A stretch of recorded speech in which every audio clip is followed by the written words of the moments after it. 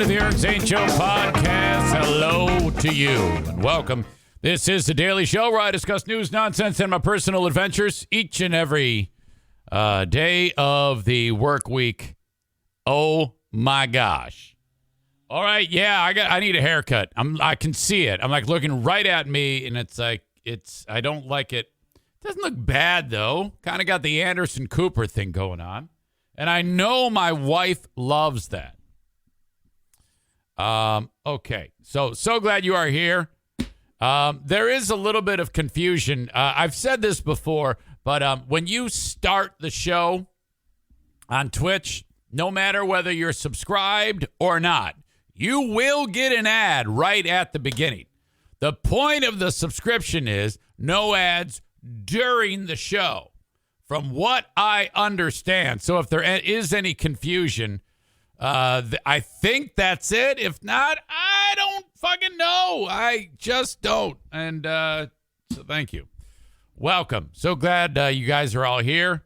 A special bunch of people to be sure. All right.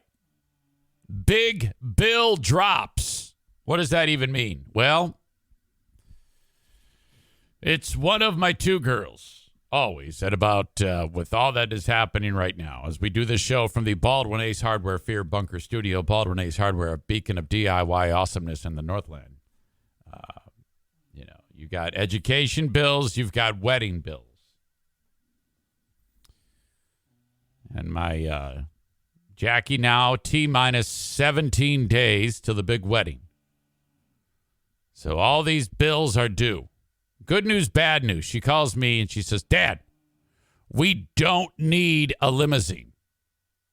And I'm like, okay, that's fine. Why? We're doing everything on site. Photographs, wedding photographs, everything is there. We don't actually even need a limousine. I go, all right, yes, awesome. And then she's like, so that was great. And recently, I just paid the bill for the venue.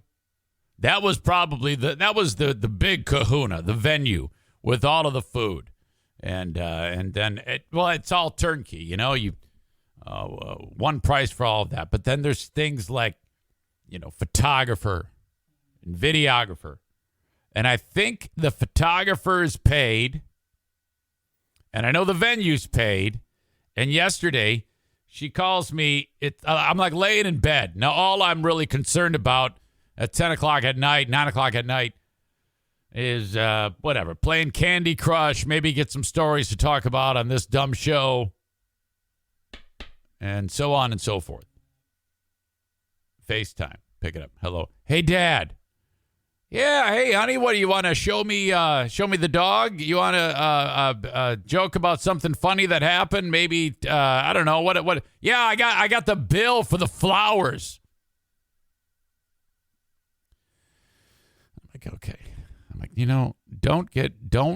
don't fret about this. By the way, and then I said to her, well, actually, I talked to my tax guy, the Gins. Tag Accounting, who you'll be hearing more from very, very soon. I said to him the other day, I go, hey, I talk about the wedding and things like that on the podcast. I'm writing that off, right? He goes, oh, yeah. So a percentage of this is accounted for. So that's great. He goes, you talk about it on the podcast as part of your content, right? Which is what you do for a living, right? Yeah. Okay, great. How about college? How about school for my daughter? Oh, yeah, absolutely. How about any home improvement? Well, basically, how about everything? Vet bills. I write all that shit off. If I did not have life prying into my pocketbook, I would not have anything to talk about. I would sound like this.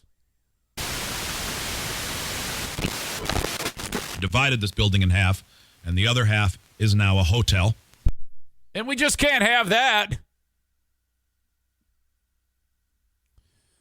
Anyway, she goes, guess how much it's going to be? I go, flowers, $100. She goes, no. I go, well, what all has to be flowered? she's like, well, the aisles, the centerpieces, bridesmaids, the entire bridal party, just a ton. I go, $200. She says, no. $2,800 for flowers.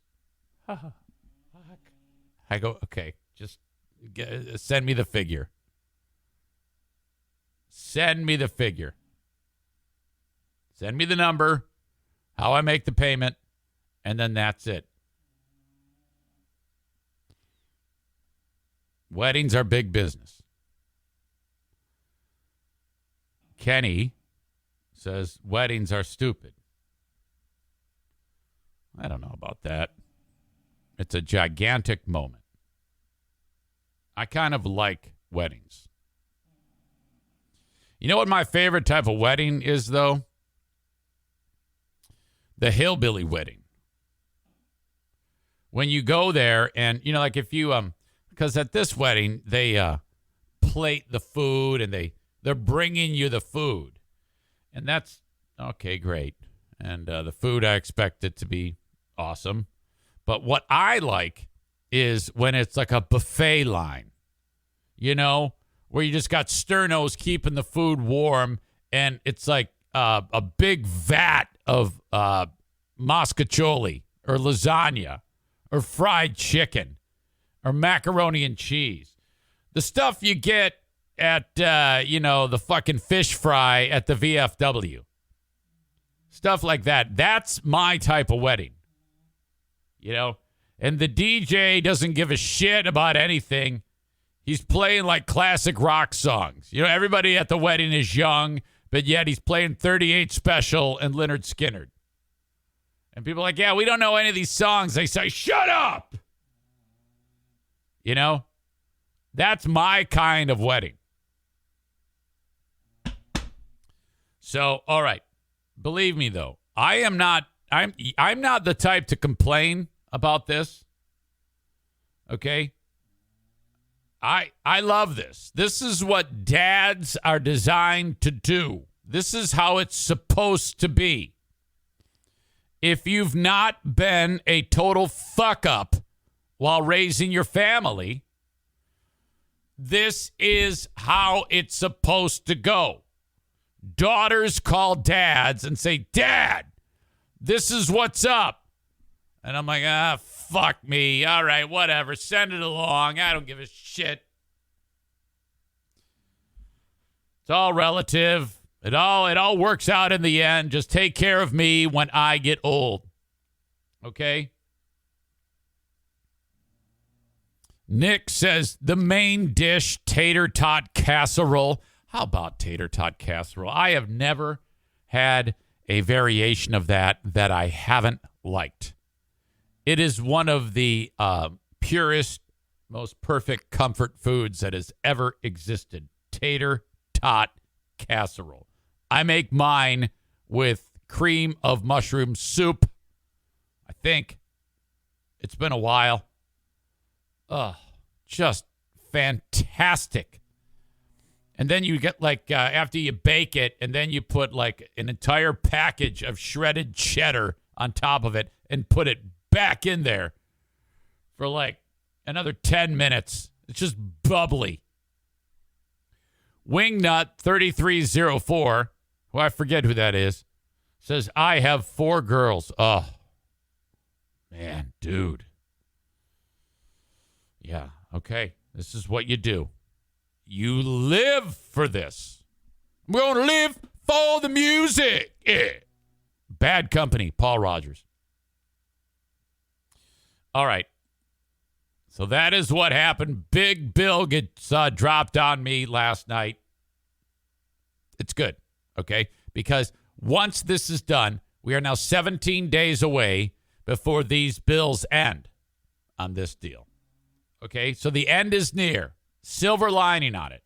And Madison is in year 2 of college. So before too long, we're going to get the bill for the second semester of school. That means once I pay that, we are officially halfway done with the undergrad. Now, I expect her to do master's work in the field that she wants to go into. So, yeah, there's that. Jesus. You know, I got a family member that just became a physician. He's a dermatologist. I may have talked to you about this or talked with you about this. My oldest stepsister is Sue, stepsister/sister. She gets bummed out when I refer to her as a stepsister. And it's like, well, you know, I love you like a sister. I have lots of step members in my family, but, you know, sorry. You know I love you. I always say stepsister/sister because she's sisterly to me. You probably haven't heard of me talk about Sue too much. What was I just going to talk about? And her daughter is married to, and her name is Sam, is married to this dude named Jason. And Jason just became a practicing dermatologist. And that's a terrific branch of medicine to be in. And this guy, he, after undergrad, medical school, internship, residency, because when you're a resident, you're like a physician, which could be anywhere in the U.S. In this case, he had to move out to Madison, Wisconsin. As a resident physician, I think, you make a decent wage, but it's not like full-on doc wage, but he finally finishes up. And by the time everything is done, you're looking at like 34, 35, if you're lucky, before everything is in the rear view mirror. So essentially, by the time you get through high school, you're like, all right, I'm going to go to college. And then you're like 18 years old. Then you have, 15 more years of school, like double what you just finished. Oh, my God. And like the hardest schooling ever. Really, really intense. And I'll never forget the guy because we would go up north and he'd bring like a stack of books. And everybody would be like shooting guns and acting like an asshole around the fire. And he's there, this bookworm, his face buried in books, sweating it, white knuckle about an upcoming exam. Like, fuck you. It was incredible. And now the guy is he runs several dermatology facilities on the east side of the state. Like, he's the boss. And I think he makes like $700,000 a year. And, you're looking at upwards of like $1 million in student loans. And I'm like, well, okay, that's great. That's fucking fantastic. So you basically live like a pauper for a couple of years and get out of debt. But Jesus, it takes so much to be a freaking doctor. So I am not complaining when I think about what the hell some people have to pay for school. Aha!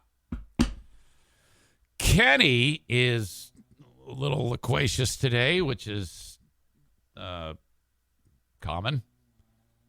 He writes, weddings put so much emphasis on trying to put on a huge show for one day that costs more money than should ever be spent on two people getting married. Bah humbug!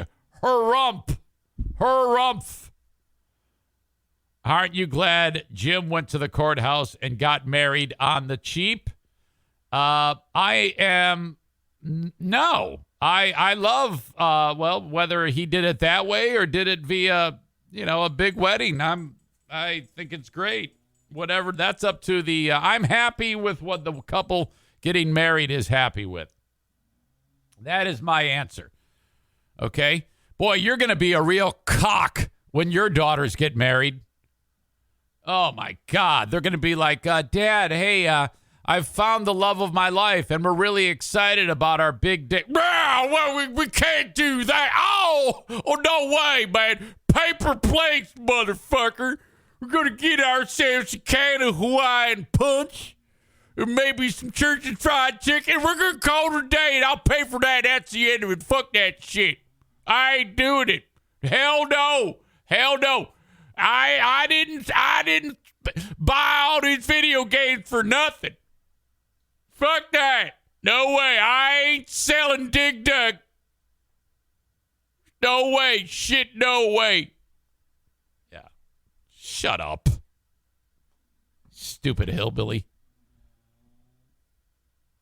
I want to be would you please record the day that your sweet daughters say, Dad, I found the love of my life and we're getting married and we'd like to do a nice traditional wedding where there's flowers and a DJ and everybody gets a nice dinner and we have a limousine and a photographer and a videographer and a wedding. Oh no, hell no. I'll take pictures.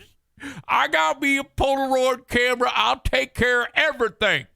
I'll have a video camera in one hand. I'll have a still camera in the other hand. And my friend Cletus, he's going to set up the Chef Boyardee, put it in the crock pot, and then we're going to have a damn good time.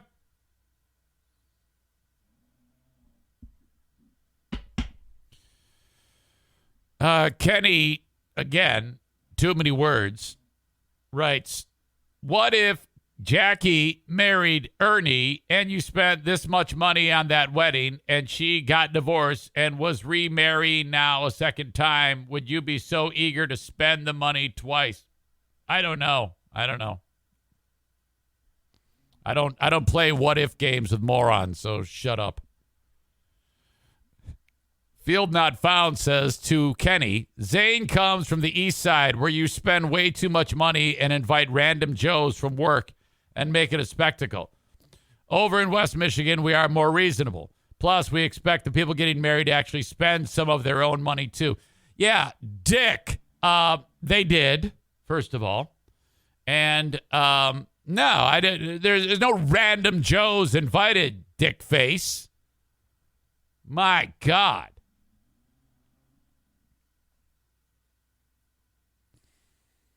Maureen says second weddings are not covered by parents. If that were to happen, and it wouldn't, if we play Kenny's stupid what-if game, Jackie would not probably even approach me about that scenario. But, yeah, let's play the what-if game. That's so much fun. Kenny says, I'm going to ask Jackie if I can get an invite. No. You're not coming. Stay away. Okay? Stay away. Listener, arm's length. Stay away. Remember, we've established barriers and walls. Don't send me your stupid prizes in the mail. Don't come to my fucking house. Stay away.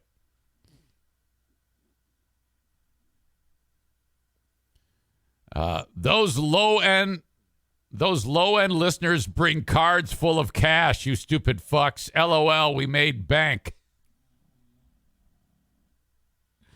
Aram says, come on, you guys, make fun of how slow and out of shape he is. Not his daughter's wedding. What the fuck? All right, I guess it's beat the shit out of Eric Day. Fine. I can handle that, you assholes.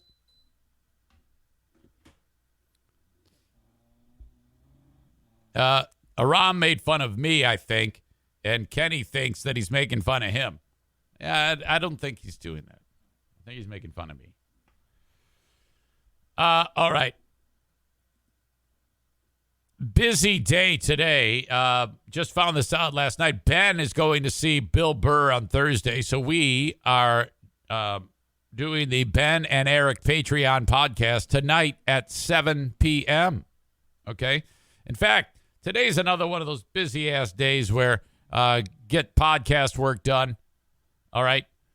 And then I got a meeting at 2 p.m., kind of like a business meeting. No, it is a business meeting. But before that, got to let Cece the dog out, which, God, there was an incredible video that I have that I don't have in front of me that I'm going to share on the Patreon. Jackie's dog, I'm letting the dog out because they're down a car right now. So no one can get home at lunchtime to let the dog out. Cece is a French bulldog, their dog. Now, Cece is reactionary to other dogs. does not, I mean, it's bad. And I tested that theory yesterday when I was walking around her neighborhood and we encountered a dog. And, okay, you must see this video. And I will share it with you on the Patreon today. Patreon.com/Eric Zane. So, all right, let their dog out. Business meeting. I got to be back here because at 3:15, I've got a scheduled interview, and I just jinxed it, with Michael Rappaport, who I love that guy. I love Michael Rappaport. He's got a podcast. He's got like 950 episodes. He releases episodes twice a week, but he's been doing his podcast forever. And he is in town doing comedy Thursday night, Friday night, Saturday night in the area. And then Sunday, he goes over to Royal Oak, Michigan, right near Detroit, Metro Detroit, and at Mark Ridley. So I'm stoked about that because I love Rappaport. In fact, some of you may remember one of the funnier things he'd had a good time with was that fucking cat. There's some video that was going around. Some family somewhere in the world had this cat with gigantic eyes that it didn't blink and it had a horrible underbite. It's one of the world's most gruesome looking cats. And Rappaport did an overdub with his voice. And holy shit, was it funny. Audio check, video check. Do you remember this? What the fuck is that? What the fuck is that? A fucking cat? Hey, don't fucking look at me like that. That's a weird looking fucking cat. Ma! Yo, there's a stray cat outside. I don't want it starting a fight with Lucy. Lucy, it's okay. It's okay, Lucy. Don't worry about it. Ma! Ma, there's a weird fucking stray cat outside. It looks like Grandma, the fucking thing. Hey, get the fuck out of here. I don't even know if that's a fucking cat. Blink, motherfucker. Hey, no. Fucking great. Rappaport, that video that he originally went on Instagram when he posted that for the first time. And what's funny about it is Instagram ended up banning the guy. Not banning him, but taking that video down because they said that video was demeaning. So he demeaned a cat. Rappaport has become a love or hate. I see Florida Man 0814 says this guy is the fucking worst. Unless he's talking about me, I don't think Florida Man is because I've seen Florida Man here before. But I've seen that and heard that a lot about Rappaport. But I disagree. Rappaport is the fucking shit. He doesn't give a fuck. And that's probably why I like him the most. He just says, I don't give a fuck. Fuck you. And what's funny is Rappaport in Florida Ben says, no, I hate Rappaport. Why do you hate Rappaport? Is it because he bashes on conservatives? Are you a conservative? That's my first question. He beats the shit out of the right all the time, which I do too, for that matter. So I wonder why you would hate Rappaport. I like that style of, I just like his style. On his podcast, the right have sunk their claws into him because of his politics. He's always bashing Trump and shit like that, which I do too. I mean, who gives a shit? But his rating, he has a 1.8 rating on Apple Podcasts, which is historically low. I mean, I feel bad that mine's at like 4.5. But nobody reviews my show. When you're a loser show like me, nobody reviews your show. I've got like 350 reviews. And a lot of them are now former Zaniacs. We're like, let's get them. Let's tell him he's a fucking asshole. Nah, dude, Rappaport's the shit. Not only is he a great comic, he's an actor, and he's a filmmaker. He made a terrific 30 for 30 about the New York Knicks, and he also did a documentary about the group Tribe Called Quest, which I guess a lot of people just love. He knows what the fuck he's doing. I like Rappaport. He does a lot of shit. Plus, he's funny on social media. Ben Weller says Rappaport is funny and is an underrated actor. Did you ever see one of my favorite movies is Copland, and he's in it very young. He's only like 27 at the time. A great movie. Great fucking movie. I haven't seen much of what he is in outside of that, but whatever. The fuck was I going to say? Oh, and he's just like a couple months older than me. He was born at about the same time. I was born in July of 1970. Michael was born in March. Kenny says he was great with that video he posted early on with all the COVID stuff. I don't remember that. He was in season 4 of Prison Break. Yeah, I did see that. So that is cool. Florida Man 814 says he's an annoying tool, not a conservative. He's annoying, a terrible actor, and just obnoxious. I like him. Okay, so that will be great. He wants to do some publicity because he's appearing in Holland, Michigan on tomorrow. And then Friday and Saturday in Grand Rapids. If you go to fullhousecomedy.com, you can get tickets for those shows. He's also in Royal Oak, so if you go to Michael's website, let me see what that is. It's probably the Mark Ridley's. Michael. Oh, great. You ever start typing and then you get through the whole name and then the cursor gets hung up for some reason? That's me. Yeah, you go to Michael Rappaport Comedy. In fact, you can get all the tickets there. MichaelRappaportComedy.com. Park Theater tomorrow. Grand Rapids Comedy Club, part of Creston Brewing on the 4th.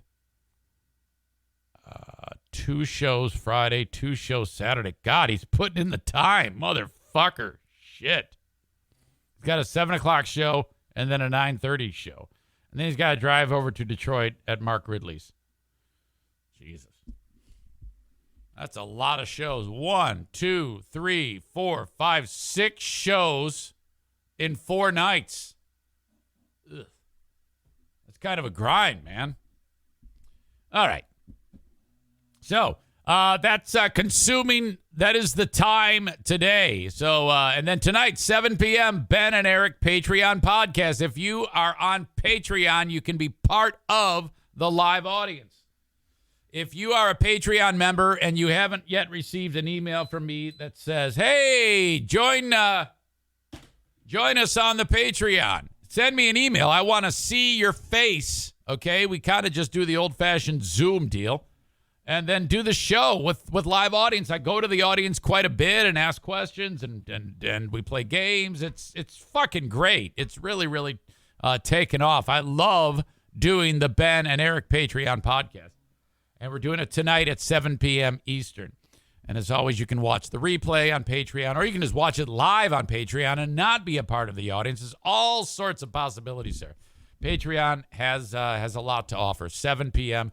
Eastern time tonight. Okay. As we continue, dear Meathead, I do have a lot of questions left over from yesterday, so I'll have my dad in here in about 29 minutes. To do that. So I'm not hard up for questions today. If you do want to send them, by all means, I may get to it or I may save it for next week. Dear Meathead, brought to you by, of course, Baldwin Ace Hardware. Tired of long waits and rushed care at the ER and urgent care clinic?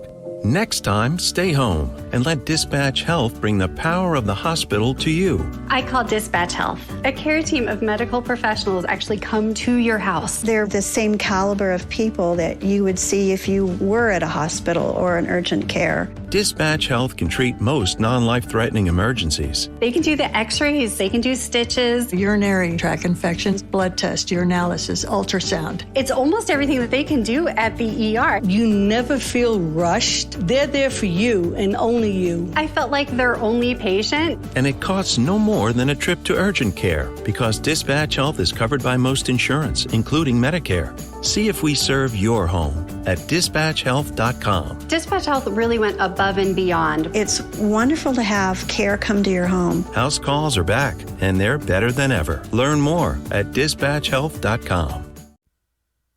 All right. So for you audience members that are getting the opening half hour or so of the show on Facebook, Twitter, and YouTube, we must now part ways. Because I want you, since I have to cut it off here, this is my way of trying to get you to sign up and follow me on Twitch. It's free, and it's the only way to get the show uninterrupted live, all right, with video and audio. All right, twitch.tv/Eric Zane Live. I don't get it. What is that? Just listen to what I'm telling you. Facebook, Twitter, and YouTube is just to get you like, oh, he's doing something. Oh, he's cutting it off. Now I want you to go to twitch.tv. Just type it in. Twitch.tv/Eric Zane Live. And then hit the follow button. It's the same thing as Facebook, Twitter, and YouTube, but that's where I do the full show. That's the main platform. So give yourself a little username that's cute and fun, and you can interact with Kenny, who doesn't like big weddings and shit like that, and call me an asshole and make fun of Michael Rappaport, whatever. Twitch.tv/Eric Zane Live. Okay? So I'm going to send you off on your day. Go. Sign up for Twitch. Goodbye. Facebook and Twitch, brought to you by Irvine's Auto Repair, Grand Rapids Hybrid, and EV. Twitter, brought to you by Blue Frost IT. YouTube, brought to you by Frank Fuss, My Policy Shop Insurance. As always, you can send me an email on the Shoreliner Striping inbox. If you ever have something to say, something you want to get off your chest, maybe you think I'm an asshole, you don't. You know, a lot of people reach out to me on email and they say, hey, do not share this on the podcast. That happens all the time. I get messages like that from time to time. I get messages from people that are struggling with alcohol all the time. And I do offer someone to talk to for just to get your starter pack into not being a drunk. And the extent of that is, well, I have to be very careful, and I don't want to go into detail about what that is. But I do have people all the time reach out to me and, hey, I'm struggling with alcohol. Now, I will tell you that I don't sponsor people.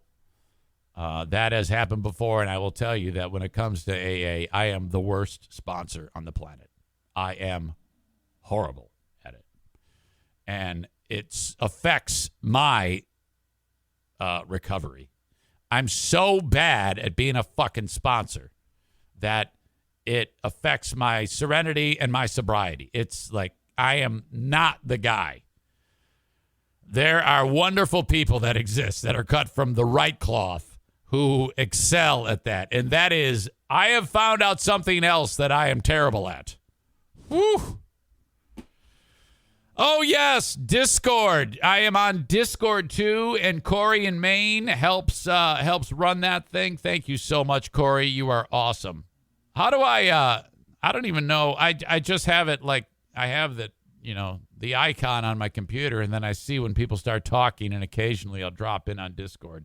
How do I direct people to Discord? I think on the show notes, there's a show Discord. You can click on it. It'll take you right to it, I think. You know, there's so many different social media out there that you could spend time on that it would be, it's like a third job. Download the Discord app on your phone, old man, he writes. Yes, that is true.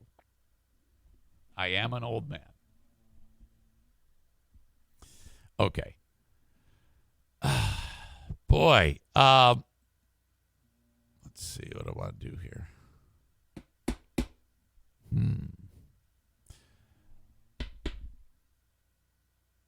Baseball last night.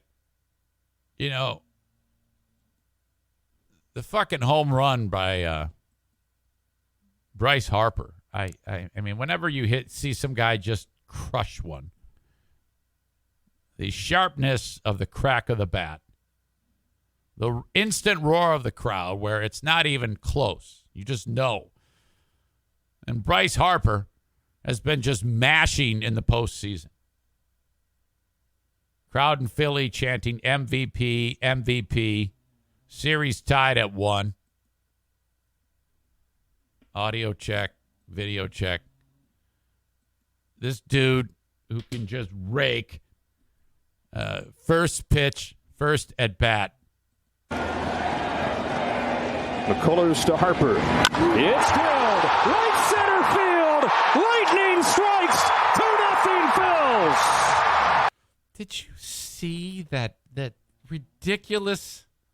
It's like he started to he knew what was coming, you know?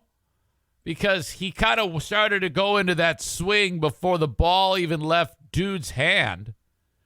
And what a flush hit. Like, if you were to look at the science of that, like high speed and super slow-mo, that the amount of space that the bat actually connected with the ball was the absolute perfect amount and could not have been hit more flush. And then that huge pop. To Harper. It's Look at all these guys, their mouths are open, hands over their head. Philly fans are losing their shit. As soon as he hits it, the pitcher doesn't even bother looking. He's like, fuck me. Oh, look at it. Oh, my God. Look at those fans. They're going bananas. I love that. I wish this was a franchise that, I mean, Phillies had their share of success in over the last several years. Football and baseball, right? The Phillies have won the World Series recently, haven't they? So I wish this was a starving franchise or a starving fan base. Look at him.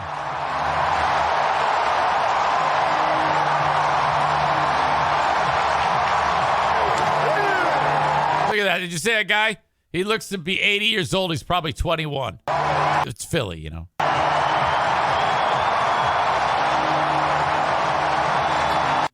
Wow. That is exciting. Just the fucking crack of the bat. One more time. I got to hear it one more time. McCullers to Harper. It's drilled. Right center field. So then the Phillies go on, and I guess like that guy, Bryce Harper, who you just saw, who my wife has a massive crush on right now. She goes, oh, dear. Oh, boy. Ooh, look at him. I go, what? She says, ooh, boy. He's something else. I go, you mean his baseball play? She goes, no, a little more than that. That's a cutie patootie right there. I go, yep, sure is. She goes, I have a new boyfriend right there. I just love him. Very big and strong. He's just a handsome devil. And just a nice guy, I understand. I guess he's just sweet. He's sweet as peaches. I love him. And so she's in love with Bryce Harper now. And so Harper gets back to the dugout. And then in the next inning, as the inning starts, some other jackass for Philly, I don't know who the fuck these guys are, he steps up he's getting ready to go up to bat. And Harper has noticed something about that pitcher who served that one up that Harper hit a mile. Okay? And he calls him over, and the cameras noticed it, and the announcers noticed it, and he like whispers in the guy's ear. And they're suggesting that Harper picked up on something the pitcher was doing to tip the pitch. I guess, I mean, I don't know shit about this baseball shit, but I guess like sometimes the pitcher might drop a shoulder, move his glove a certain way or something like that, that tells you what pitch is coming. All right. And I guess that pitcher was doing it. And so they're being a little, all right, be careful. Don't let him know that we know that he's telling us what he's about to throw. And by the way, how perfect is it for the cheating motherfucking Astros to have this happen where the pitcher is telegraphing, tipping his pitches, because this team is notorious for cheating. And it was a buried story, but not just a few days ago, they discovered that there was an illegal bat being used. Like some asshole for the Astros, Albert Pujols, like sent an illegal bat to some dick on the Astros. And I don't know why that asshole would do that, but I mean, I don't know if the bat is like corked or made with rubber or who knows what the fuck, but some dick was using an illegal bat you're not supposed to be using. So, you know, the Astros are cheating motherfuckers. Fuck those guys. Remember that little fucking Kevin Hart looking guy in height only, Jose Altuve? I think his name is Jose Altuve. He's like 4'2", the little fucker, but he can mash. When the Astros won the World Series at one time, and he had like electronics. He had like a fucking little vibrating deal under his shirt, and it was never proven. But when he hit like a walk-off, he's rounding the bases, and then the guys are getting ready to mob him, and he's like, "Don't grab my shirt. I've got electronics under here." It's like, seriously, that actually happened. It was never proven, but that little fuck was cheating his ass off, as all those sons of bitches were. So, you know, Philly fan, you got to love this, because if you do any cheating in Philadelphia, they'll just kill you. You know, these are a brutal, brutal bunch of animals, Philly fan, for any sports team.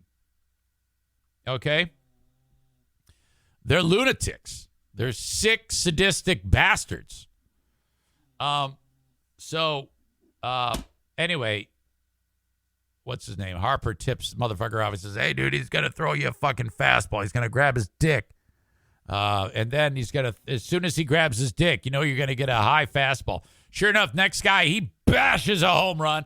And then Schwarber hits a home run. It was incredible. They hit like 5 home runs. They beat the shit out of him. Chris says, "Eric Zane, if you ain't cheating, you ain't trying. This week, flip-flop." Hey, shut the fuck up. You're ruining the bit. Just try to laugh, you dumbass. All right, maybe.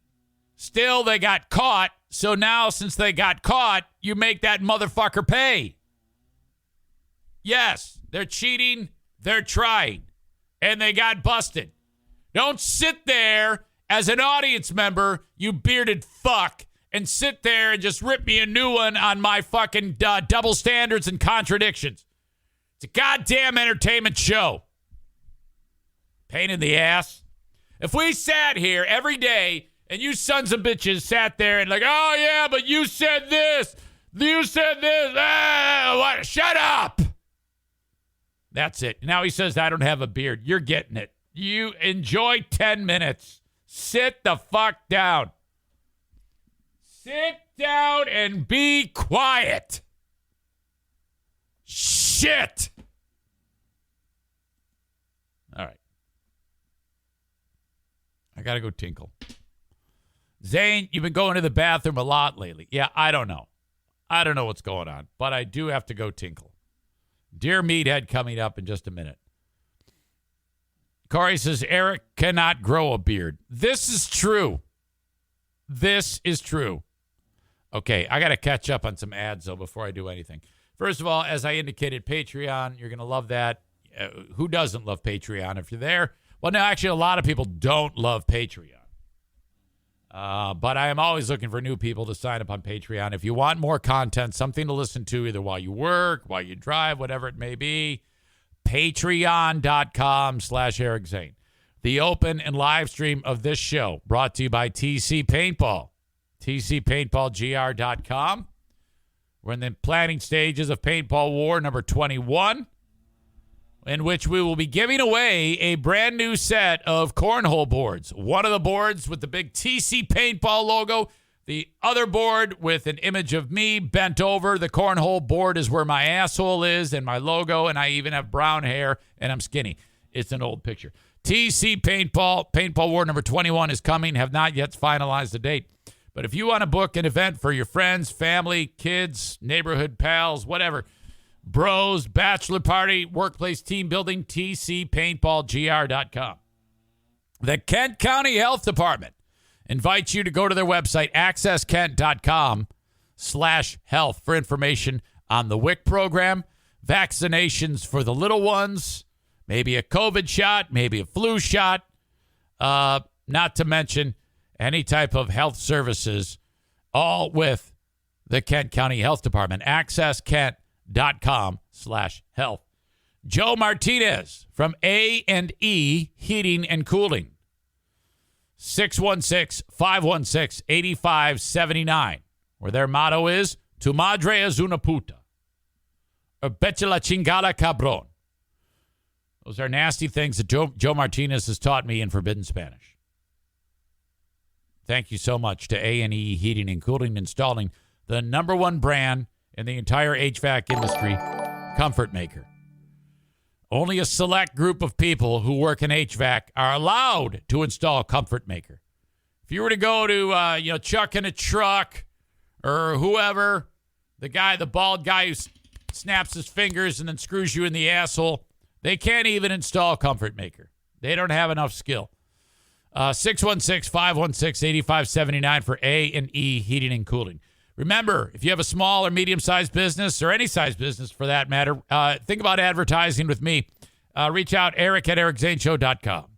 Like Sarah Honda Granville, definitely not a small or medium-sized business, a massive car dealership, number one volume Honda dealer in the state of Michigan. The way it works right now, first of all, the largest selection of certified pre-owned vehicles, that's near new, in the entire state. Okay? They have done, well, the word is pivot. Okay? There's not rows and rows of brand new cars these days. That's a different story. I'll tell you about that in a second. But what they've done is they've accumulated the most certified pre-owned vehicles in the entire state. If you're to go to any three dealerships in the entire state, Detroit, doesn't matter, Lansing, and combine two or three of them, they wouldn't have as many cars as what they have at Sarah Honda Granville. So the biggest selection you will find. And then if you want a brand new car, the way you do it, you go test drive. They do have a test drive model for you to check out for any one of the brand new Honda vehicles that exist today. And then you go figure out what you want on that car, customize it. Some guy in some factory somewhere in the U.S., okay, Paul here, he wants this one, blue, four-door Accord. Okay, awesome. Hybrid. He builds it for you, and then it shows up at the dealership. You take it home. Awesome. That's how it works. Sarah Honda Granville. Johnson Carpet One Floor and Home Discount Outlet. If you need flooring, you go to Johnson's. Lowest price in the entire state of Michigan, even without the Eric Zane Show podcast discount. Along Chicago Drive in Granville, Michigan. So kind of around here where I am, West Michigan. But if you have to drive from like 50, 60, 70 miles, it's well worth it. It's well worth the price of gas because you're going to save hundreds on flooring. They buy it in bulk, set it up in the warehouse, and then you mention my name, an additional 10% off. They buy it in bulk, the best brands, most popular styles, and then they price it accordingly because they have so much of it at Johnson Carpet One Discount Outlet behind the Little Caesars on Chicago Drive. Don't go anywhere. I must tinkle, okay? All right? Who has the most timeouts? Oh, Kenny, by far. All right? And he might get one today because he just looks like he's asking for it. Who would have the second most? Amanda? Maybe. I don't know. Maybe that fuck Patriot Nick. Did you guys hear the news about Patriot Nick? Ooh, boy. Ooh, you know what? I'm going to wait on that. I'm not even going to talk about that. I'm going to lay low on that one. It will come up. I've got it in the chamber. This is what I do about Patriot Nick, in case any of you butt-fuck lurkers are enjoying the show and can tell his fucking poverty-stricken, degenerate ass. I usually have one in the chamber that I just wait for him to get out of line. And when he gets out of line, I unleash the one in the chamber. Okay? And his most recent outburst last week required me to kick the shit out of him, which I did. And now I wait for him to do it again because I've got another one in the chamber. And it's not nice. It is not nice. I probably, out of all the terrible things I have said about that little fucking caveman piece of shit, this one might be the worst thing that I could possibly say about him. So I'm just waiting. Now, if he leaves me the fuck alone, I will not forcibly bone his asshole again. But if that little fucking degenerate tries again, I will then have to unleash hell and anally rape him yet again. Okay? But I always am one step ahead of those fucks formerly known as Zaniacs. They think that they have me like painted in a corner. It's like, you fucking idiots. Jesus Christ. I am so happy that those scumbags are gone. I'm telling you, the show is so much better. I feel so free without having to have that specter kind of looming behind me of idiocy. God, I fucking can't stand those people. All right. I think I got shit. I don't know what the fuck. I'm trying to play my Jimmy theme, and I can't. All right, I'm going to play this music instead. Let's go around the radio dial. Check in with our heroes on the radio. Who wouldn't want to do that?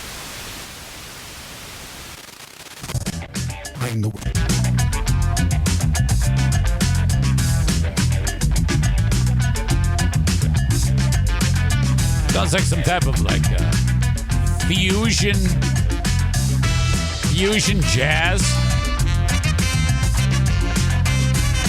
This sounds like the type of music in like a Quentin Tarantino movie. Before like a big fight scene. Or like Django Unchained.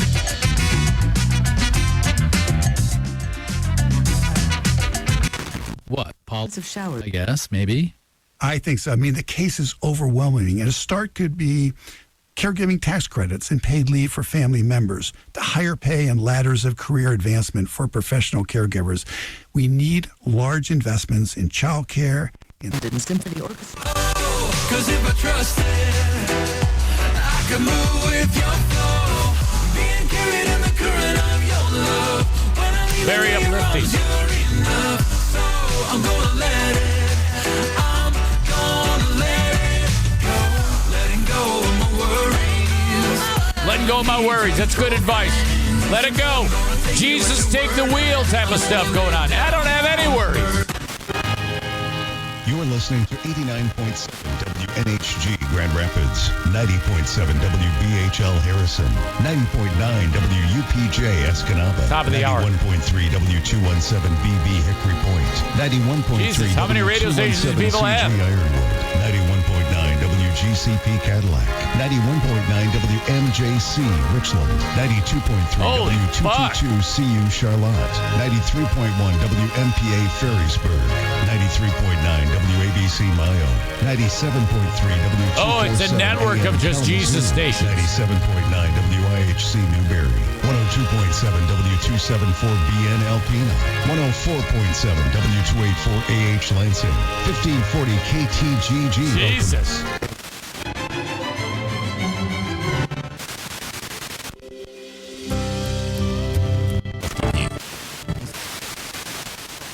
Catch Cuomo weeknights on News Nation at 8 p.m.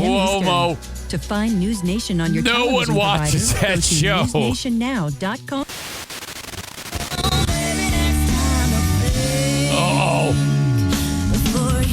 Oh, this is that song again. The hot chick, the guy cheated on her. What's her name? Carrie Underwood?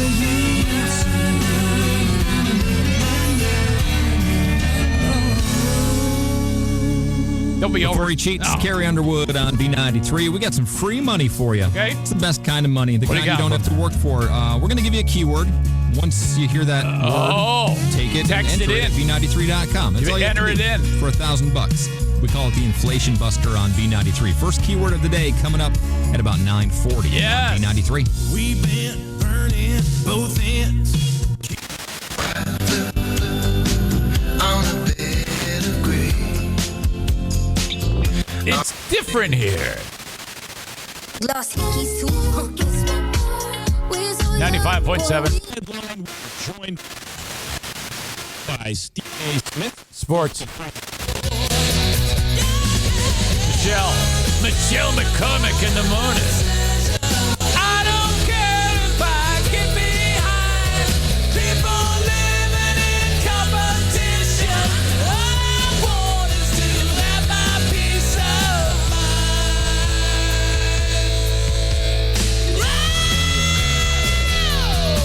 Whoa. Well, you're coming to the top of the company ladder. Hope it doesn't take too long. And to see it come a day when it doesn't matter.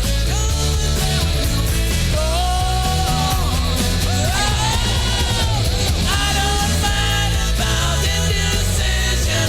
I don't care if I get behind. People living in competition. All I want is to have my peace of mind.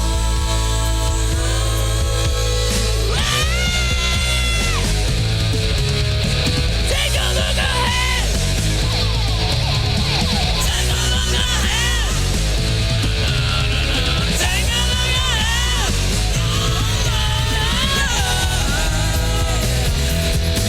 Whoa. Let's bring Dad in.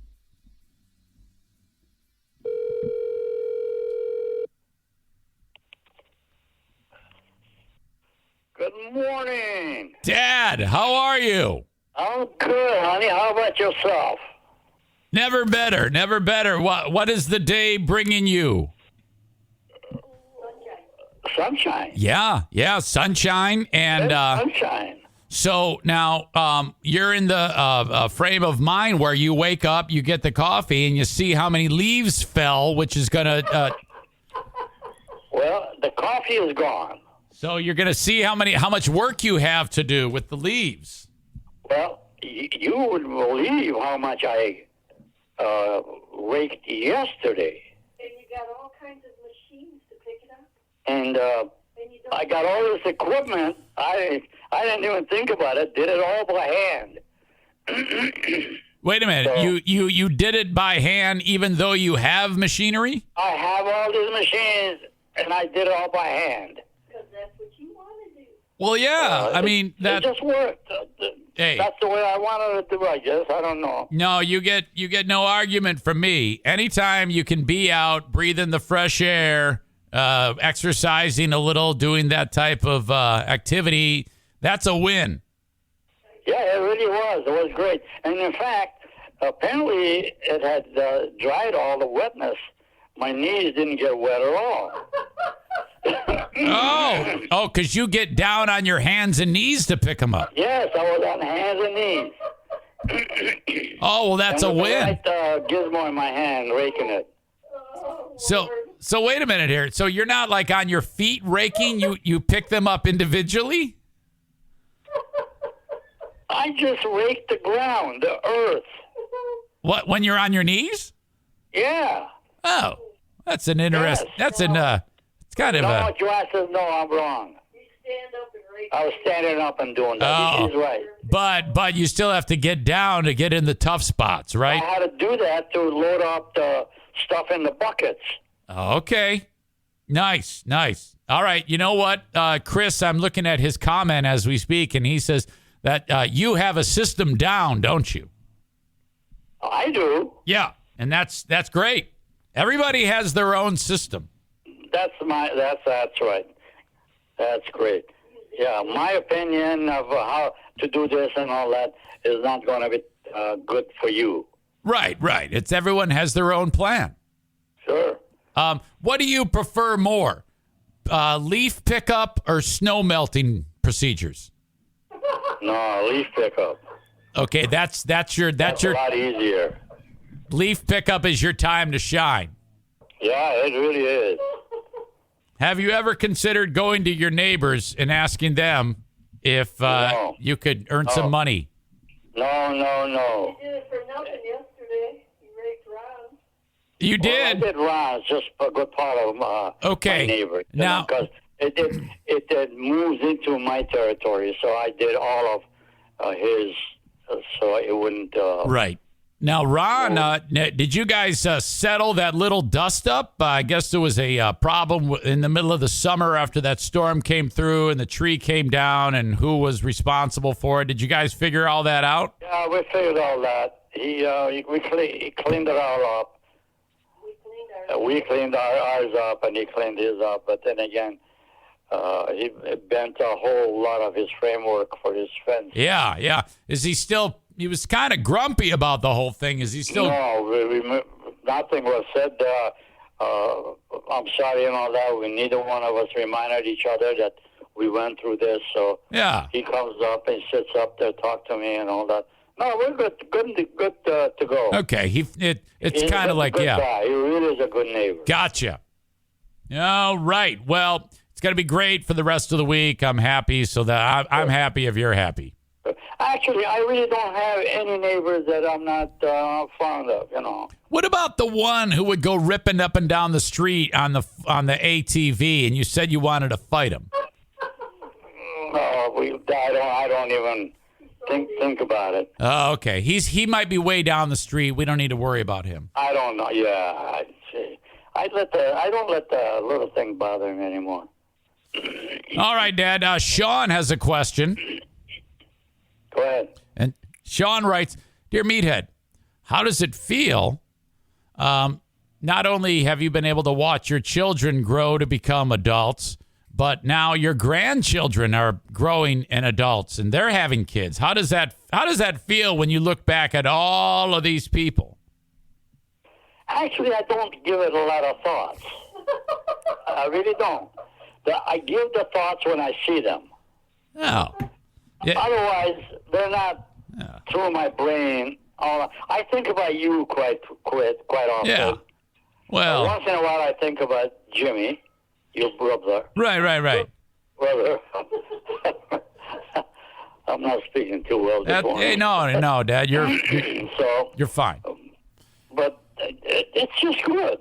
Well, I mean, you have your immediate offspring, of course, myself, Jim, and Norman, and then you adopted children, Michael and Paul, and they all have kids, and now their kids have kids. So all because of you. It's not to mention like Joanne, all of her kids. I mean, there's a lot of people we're talking about here. We have a lot of people. Now, Joanne and I, and who was that we went up? Liz, and my granddaughter, her daughter, Chloe. Yeah. We went up, where did we go? We went to New Baltimore all day yesterday. You did? Yeah, and we have big lunch over there, and we spent a whole lot of time together. That was great. Yeah, you see, I love that. That's being that I'm 2.5 hours away from you. I don't have that luxury. That's what I hate. Yeah. I mean, when I had the opportunity to move back to Michigan in 2004, I was like, well, this is great. I'm going to be closer, but I'm not that close. I wish I could be right there. What you're doing, honey. Right. So, well, all right. Brandon writes, Dear Meathead, me and my wife have been dieting, and a big part of the diet is to quit alcohol because you get it, that's calories. He says, I'm trying to stick to it, but my wife finds every excuse to have a drink or two with dinner. How do I overcome this battle? So he's like, all right, I'm dieting and I quit drinking because that's part of the diet, but my wife's still drinking. Maybe you can offer some insight for old Brandon here. Well, it really is not an easy task. You're talking to the king of drinker. That was me. 100 years ago. Yes. My wife hit the gavel. He says, it's the drinking or me. Yes. I mean, this is it. I really was a heavy drinker. Yeah. I haven't had a drink over, 30 years? Yeah. That was a good day when she did lower the boom on you. Absolutely. To be sure. Thank God. You know what? I feel so good. I'm physically in good shape. Yeah. Whether alcohol had something to do with it or not, I don't know, but I'm sure it had. I was a heavy drinker. So he has. I don't mind announcing it out to the public. Yeah. But no, I was in the same boat. I had the same scenario happen with Diana. And, all right. Thank God. But his scenario is a little different. The worst damn thing they ever invented. I'm sorry? Booze is the worst thing that they invented. The drinking, liquor. Yeah, I wonder who invented that. It wasn't me. I just drank it. Dad, but Brandon, so he wants to quit, and because it'll help his diet, and, well, it'll help his liver, but his wife, she drinks. Now, which one drinks? Brandon drinks? No, well, you see, Brandon wants to stop, but his wife, she'll have a glass of wine here and there with a meal. And so he's like, oh, no, that's tempting me. So what do we tell him here? Have something else to drink. Coffee, anytime that you have the urge.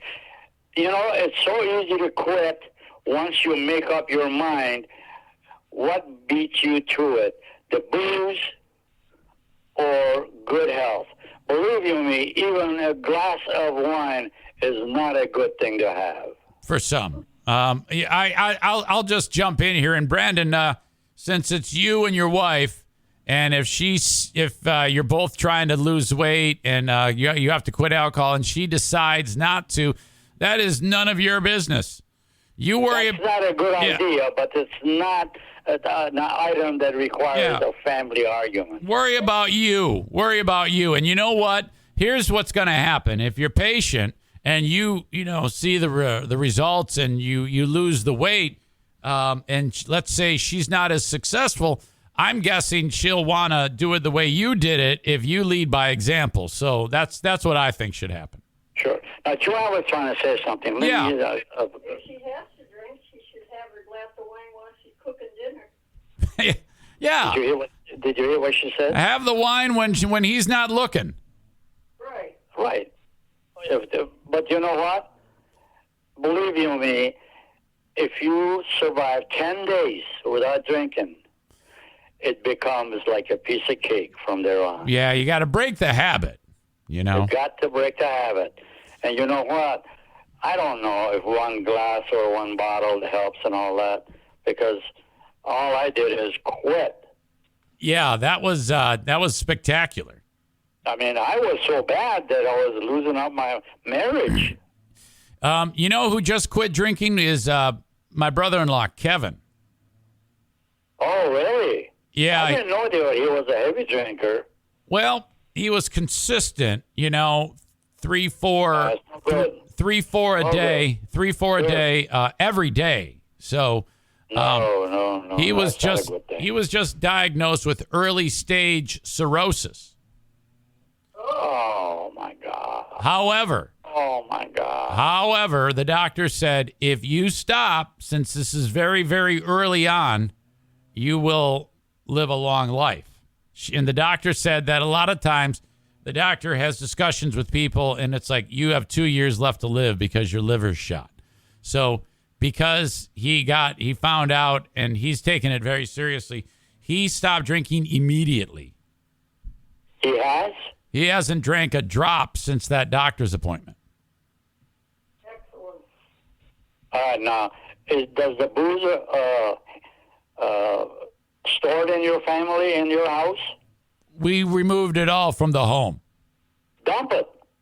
Yeah, somebody's going to get a free case of Busch beer. Hey, you're going to do them harm, so dump it. I'm going to have him. Give it away to somebody else to drink it. That's no good. I'm going to have him autograph it and give it away to somebody on the street. Raffle it. Raffle it. Raffle it. The cheapest person gets the whole case. All right, Dad, I got a super serious question for you. This gentleman, Paul, was talking about in the news, there was a story about this one of these mass school shooters who was just sentenced to life in prison. There was a chance he would get the death penalty in Florida, but of the 12 jurors, it has to be. I remember that. Yeah, it has to be all 12 have to say, yeah, he gets a death penalty, and only 9 of them said that. If you were on the jury and this school shooter killed 18 people and injured 18 more, if you were on the jury, would you have voted for the death sentence or life in prison? No, I'd put him in life in prison. I don't believe he ought to take a life. Now, you talk about a murderer, for instance. Yeah. He thought of nothing to shoot 3, 4, 5 people. Why should we care for him to live or die? Yeah. But I'm a human being that I don't like anybody being killed and all that. But then again, the more I think about it, why should he live when he took so many lives? If only we had an island to put him on. Oh, my God. That would solve the problem. Oh, my God. Now, Dad, do we drop? I'm telling you, yeah, I know. Eric, think about it seriously. No clothing, no nothing. Whatever he's got on him for the rest of his life, that's all he gets. Just drop him. Now, do they parachute him in, or do they just drop him off? Parachute some food once in a while. Okay, so parachute the food in. Just drop them off like in a boat. Feed them, don't kill them, Yeah, and if in order for them to get off the island, they'd have to swim like 300 miles. Yeah, and you have a border that'll patrol that, so you don't make any kind of a. Yeah. I don't know. They can make something. A boat. Yeah, he might make a boat out of like a coconut tree or something. Yeah, anything. I'm telling you, that's the answer. Put them on an island. That way they're not dead, but they will. Yeah, we send them to prison, feed them, clothe them. Right. Hundreds of thousands of dollars being spent for that. Take that money and help the poor. I love it. Now, when they drop food in, what type of food are we talking about? Like whatever you think that you don't buy steaks and all that. Beans. Cans of beans, maybe a can. Some crappy stuff. Rice, Quaker Oats. Yeah, and then you can't send anything down there that they had to cook because you're not going to give them any equipment. No, screw that. And just make them eat it out of the can. That's right. That's right. Don't even give them a can because they might find a way to open it. And right. Just what they need to do is, how like when a plane goes over a field and crop dusts it and puts fertilizer down, they should just do that with beans. Just open the bag and drop them on the island. Now, I don't know what you do women criminals, but men criminals, hey, what the heck? We send them away to a home, feed them, we heat the place and all that. Excuse me. Have you ever noticed? What? Give them an education. Are you kidding? What kind of country is this? Have you ever noticed that when it comes to these really, really, really awful crimes, it's usually a man who does it? How come it's never a woman? Well, that's a good question. Yeah, I mean, it's very rare. Women are more tender. Yeah. Some of them. Yeah, okay. All right. Women are more tender, so they don't shoot up schools. They don't. They don't. Although we've heard of them that they kill the kids. That does, well, occasionally you'll hear that. Did. You'll hear that. But they can have their own island. That's the best way to go. All right. I think. Ocean all the way around here, so in case they got in there, they'll drown. All right. All right, Dad, I've a different topic. Ryan here has just started a very aggressive budget to make ends meet at the house. And he's employed the tactics of a famous person who does this named Dave Ramsey. And he's famous for getting people to like balance their budget and stuff like that. Yeah. And Ryan says, let's see. My wife doesn't seem to want to get on board, and she won't really help with the budget. She hands me her paycheck each week, but gets angry when she doesn't have enough money to go out on the weekends with her girlfriends. I have asked her time and again to sit down with me and look at the budget. Is it time? He writes, these are his words. I don't know if I think he might mean this figure of speech. Is it time for a good old beat down, or should I try a more gentle approach? You can't beat her up. That's what I said. I don't think he must mean that. He must mean like a talking to. Well, actually, she's working for that money, and she earns to keep some of it.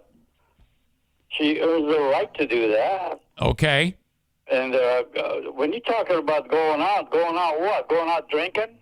I don't know. Maybe they might go to get a bite to eat or something. It doesn't really indicate. I'll just assume I think she should be entitled to that.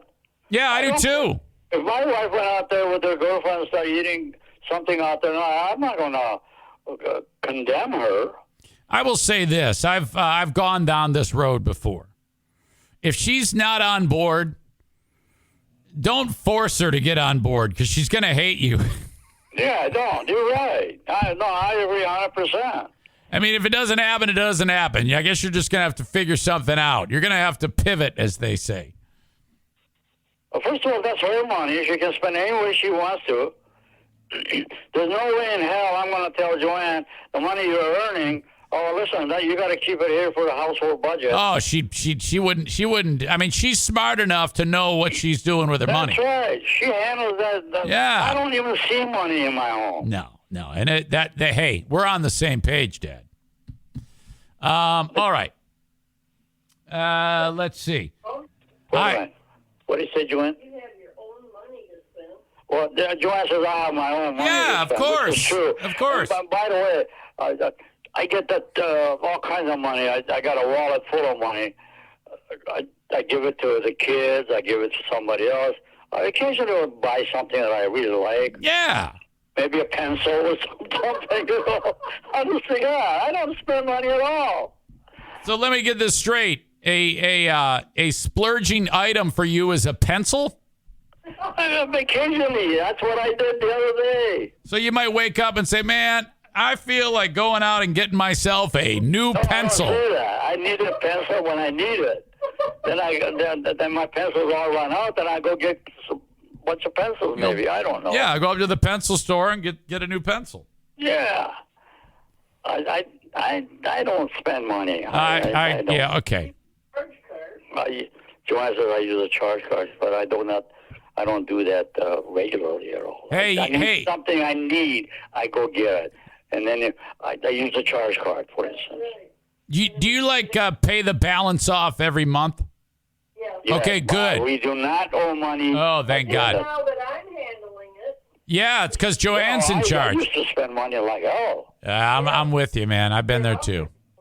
Listen, there was a time in my life that I owed like $7,000 to the loan company, $8,000 to the loan company. Oh God, that's a drop in the bucket for a lot of people these days. Yep. I don't have any money to spend. My honey took over. Thank God. Thank God she did. Yeah, you would have been totally cut off of my will because there'd be no will. You and I both, we'd be homeless. Yes.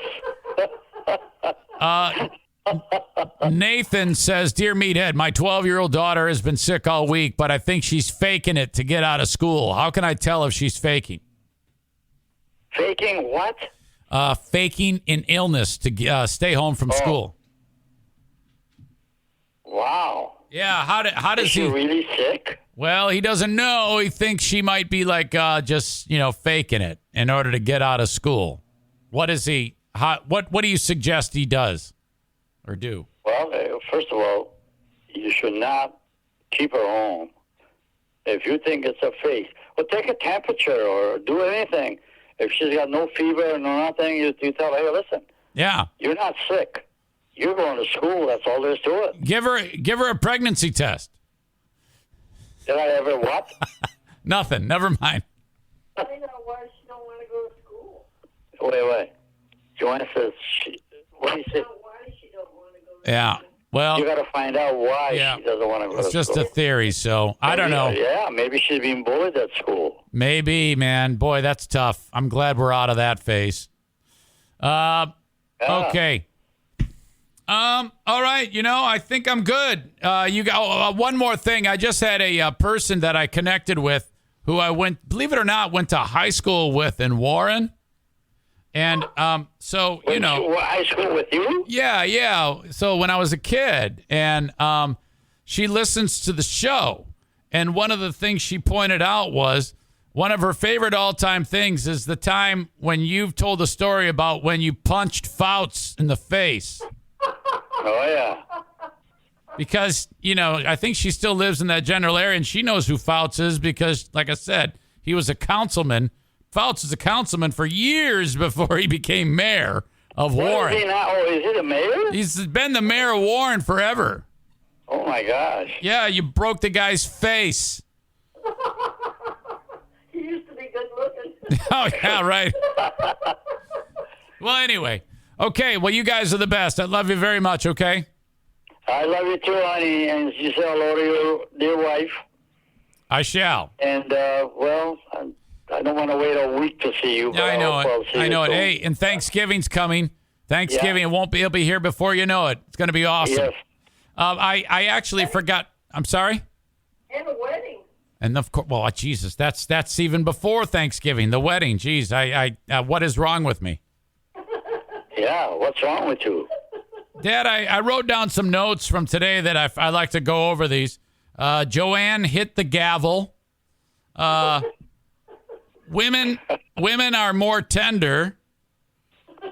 And they are. That's very obvious. No, these are key points. And then the final one, the revelation about you, when you want to splurge with your money, you go buy a pencil. Well, that's what I did last time. I know. I love it. Pencil. If I need a big ticket item, I'll either tell her or just go get it anyway, Dad, I can't wait to bring you some pencils. No, I don't need them. I got pencils. I know. All right. I love you guys. I love you too, honey. Say hello to your sweetheart. Will do. Okay. See ya. Talk to you when I see you. Bye-bye. Bye. Oh, cut him off. Dear Meathead, brought to you by Baldwin Ace Hardware. How about that? Oh, he's spectacular. Dad, how about an island? Oh, my God.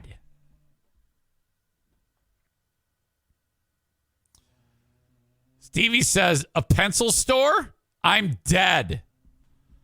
Oh, my God. Just fantastic. Another rip-roaring edition of Dear Meathead. All right. Brought to you by Baldwin Ace Hardware. Let me, since we only have 31 minutes left of this show, let me finish our little tour around the radio dial.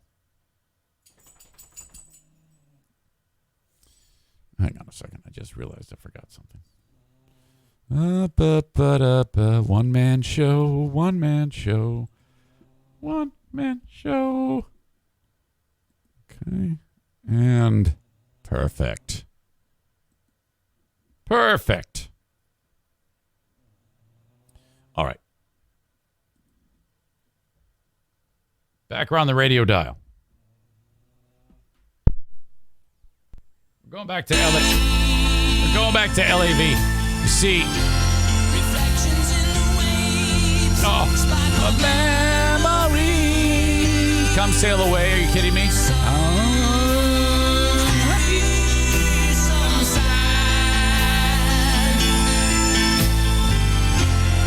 Think of childhood friends and the dreams we had. We'll not be forever. So the story goes. But somehow we missed out on a pot of gold. But we'll try best that we can. This is like the best part of the song right here.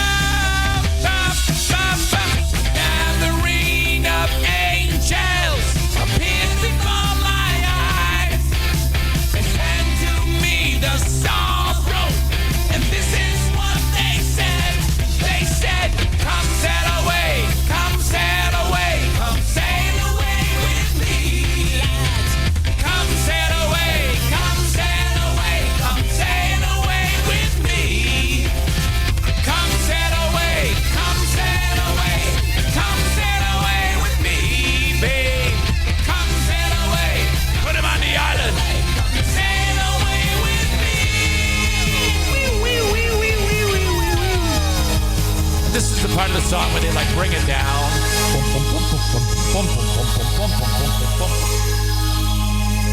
You got that phase effect.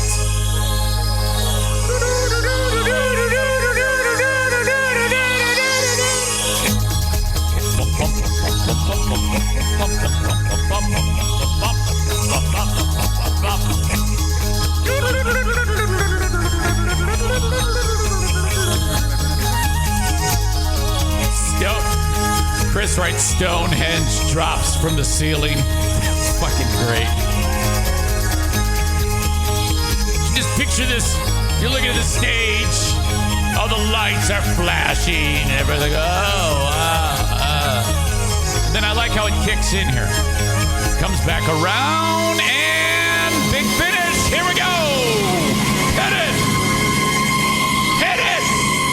Oh. Bop, bop, bop, ba-da-da.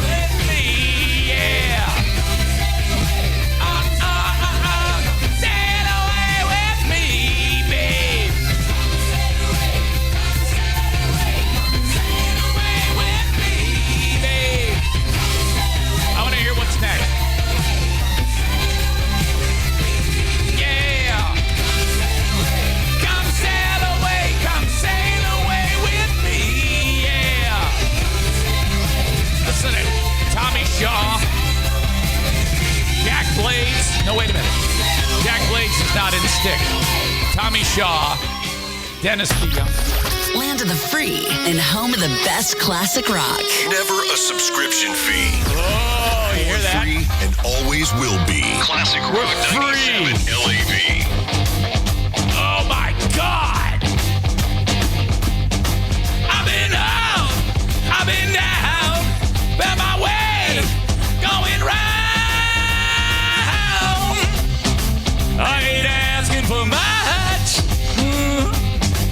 I say, Lord, take me downtown. I'm just looking for some touch. I've been bad, I've been good. Dallas, Texas, Hollywood. I ain't asking for much. I say, Lord, take me downtown. I'm just looking for some touch.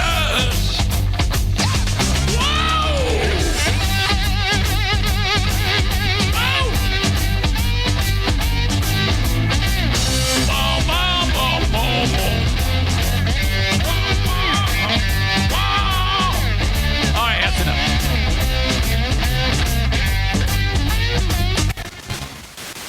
Yes, skim milk. I want thick and juicy, milky cereal. And I can't have it. I can see that. You could probably get some sort of a white, non-toxic paint. Yeah, that's true. Just to end things faster. I have a... It's been miserable since the golden age of cereal Have you died. tried watering down Elmer's glue? that would probably give you the consistency Yeah. you're looking for. Yeah. I mean, And that near-death experience I'm really thrilled about. right? Yeah. How much is this non-toxic? Let's see. On the way, we're going to shift gears a little bit from what we had planned. I'm going to give you some items from Gwyneth Paltrow's Goop, her lifestyle sales thing, and see if you can tell me the price is right. That's next. It is the Free Beer and Hot Wings Show. What? Did he just say, we're going to switch gears, meaning we were going to go one direction, but instead, I'm going to give you items for sale on Gwyneth Paltrow's website, and you got to guess the prices. Oh, no. Oh, fuck.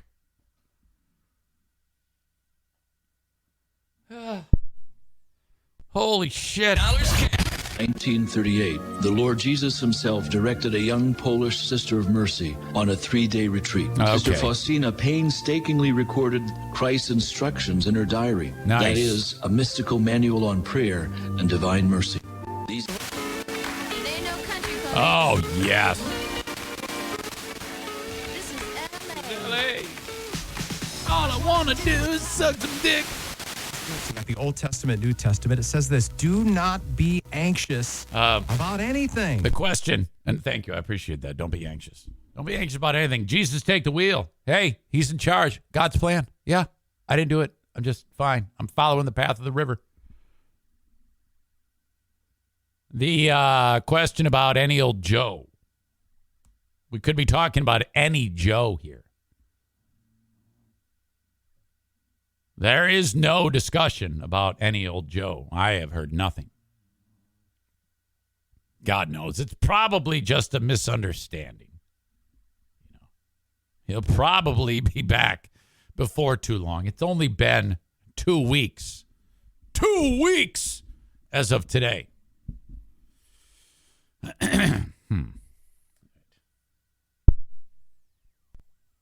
Standards that require inspections in order to be able to stay open, and it would erase a ban on taxpayer funding of abortion. This is not a Roe v. Wade status quo. This would make Michigan the most pro-abortion state in the country by far. Please vote accordingly November 8th. Brought to you by Joy 99 and Joy Worship. Yes. Yes to abortion. Outlet stores are extra special. There ain't no party like a late-term abortion party because a late-term abortion party don't stop. I'm kidding. Shut up.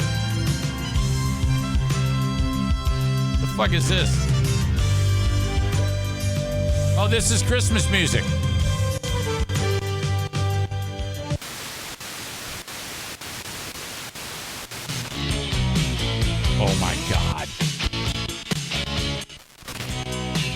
101.3. Well, you're real tough cookie with the long history. Sucking on my... Oh, never mind. Stupid. Before I put another notch. Oh. How you doing? Put up your dukes. Let's get down to it. You know, she does not perform this song anymore. Remember we talked about that? She's of the opinion that Hit Me With Your Best Shot is too violent of a song and can cause people to have a mass shooting. I am not kidding you. That is why she will not perform this. What a fucking stupid move. This is like your best song. Pat Benatar is an absolute... I love Pat Benatar so much.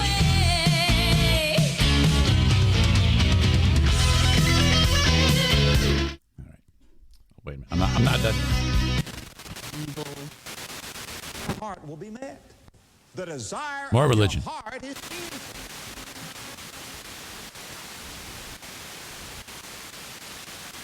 Discuss that. Shona Ghosh, Deputy Tech Editor at Business with a wide range of safety products and solutions, plus board-certified By the safety way, consultants. Chris and GR says that Trans-Siberian Orchestra is a great concert. I disagree. Well, I'd probably have to see it first, but I can't think of anything less appealing than what I have seen and heard up to this point. Really? Okay. No, you're referring to Pat Benatar? Okay, maybe that's it. I hope so, because if you say you like Trans-Siberian Orchestra, then that would make me unhappy, because I think that they suck tons of dick. You were referring to Pat Benatar. Okay. That's good. Cameron and Jax for live. We won the Best of TrustLink Award 4 years in a row. Dunkin' members enter promo code Jingle22 on the Dunkin' app for a chance to win. Don't pay celebrity.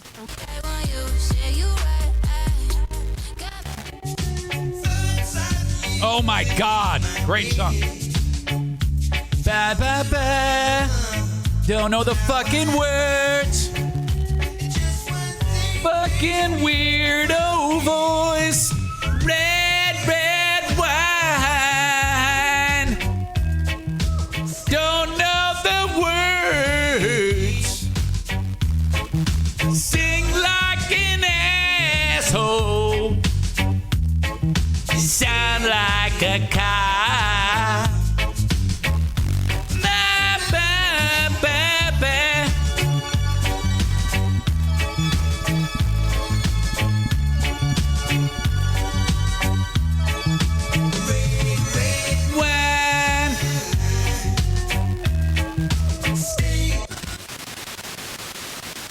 People that have woken up, and what we're doing obviously is cross. My God.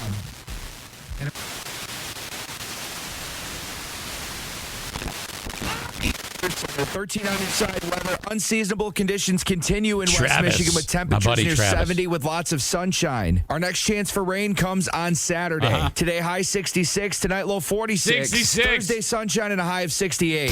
We know you like to rock with LAV every day, but your best friend Bob lost his dog, his wife, and his truck. He really misses that dog and truck. Tell him about our sister station, Thunder 107.3. Oh, cross promotion. Thunder You hear that? 107.3, the 107-minute music station. That's a lot of country for guys like Bob. You want the best? So what's happening there is 100%. no one listens to the shitty country station on 107.3. So they're like, we got a great idea. Let's go ahead and announce on 97 that if you want, hold on a second. If you want shitty country music, go to 107.3.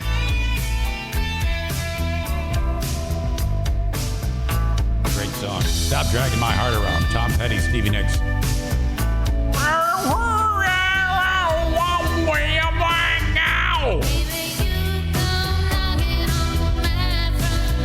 Yeah.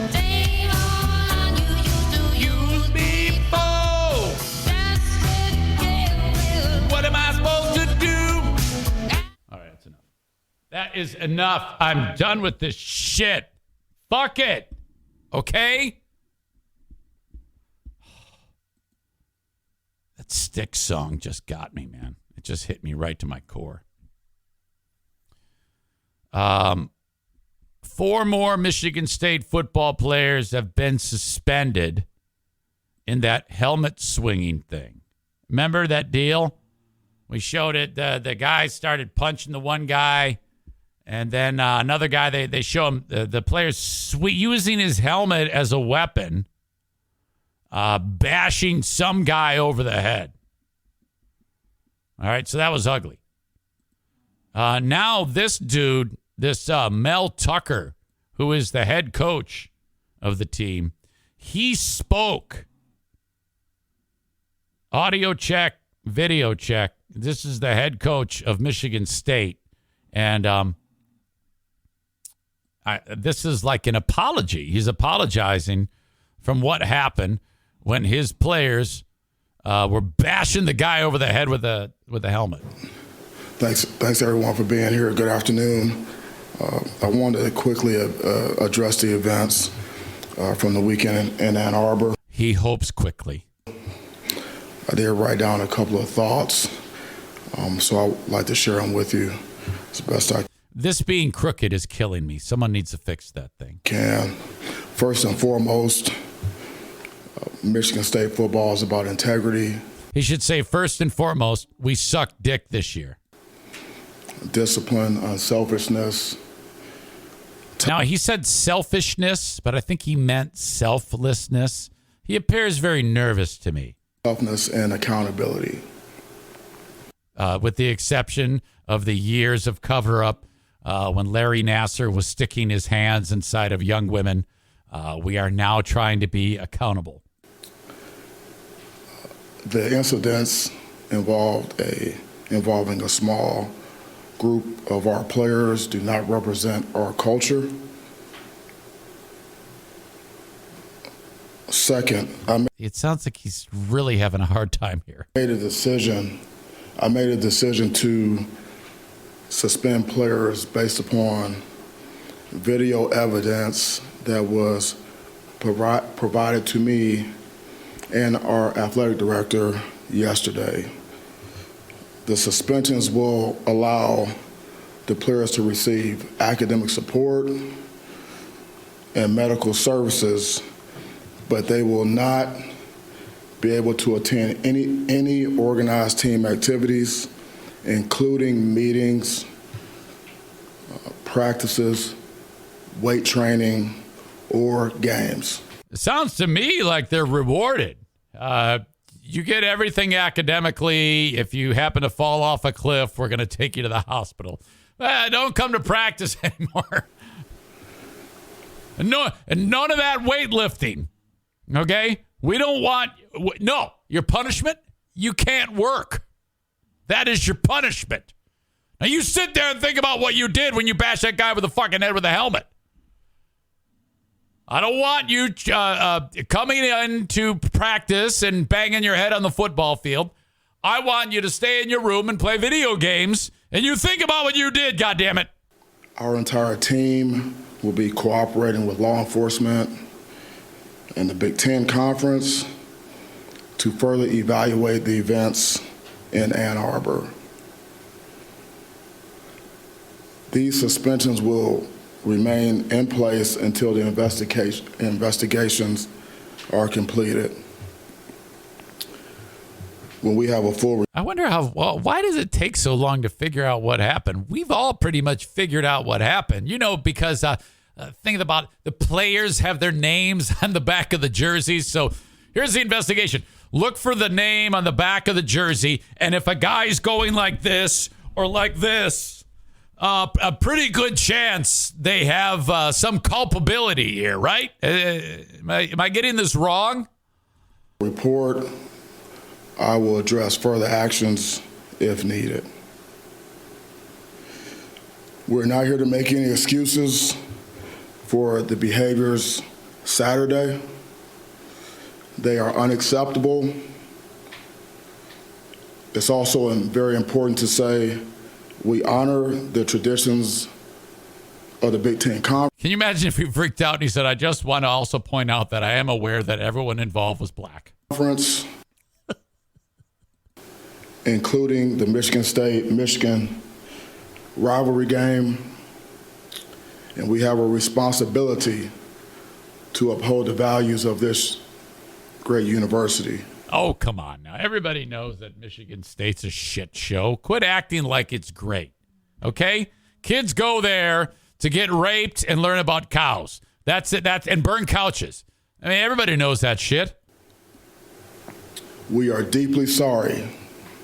We're deeply sorry to both universities. Yeah, he's being completely dishonest here. He needs to say, I know that this school is a pile of shit. I am well aware. All right? And so I'm just the elephant in the room is in the room is being addressed. We suck. We're the worst. Universities, the conference. I blame Kenneth Walker III. We would be much better, and we wouldn't be talking about this if the team was any good. Since he left, it's his fault. Our fans, alumni, supporters, and of course, all of our student athletes, past and present. Even the ones that were assaulted. Out of respect for the integrity of the. I made the point yesterday, but it's worth mentioning again. How do you think all those women gymnastics on the gymnastics team, who it took years before anybody would even listen to them, for something that was much more sinister and heinous and life-changing. And then when it's the fucking football team, it's like, oh my God, we must nip this in the bud and rid the school of this cancer. Oh my God. Somebody hit someone with a helmet. You know, people that play sports where you hit people with helmets. Oh my God. Investigation, it would be irresponsible for me to comment further. We'll have more updates as we learn more. Okay, this all sounded like a child was speaking. Okay, he's terrible. He can't read, and he's looking down. He's sweating profusely. He's an absolute disaster. This guy is so stupid, he can't even string together like 2 or 3 sentences. Okay, and you got this idiot out here addressing the media. I'm happy to answer any questions about the game or the upcoming game at Illinois. Oh, no, fuck no. I'm happy to answer questions about the game or the upcoming game. Yeah, nobody wants to ask you questions about that, idiot. So with that, I'll open it up.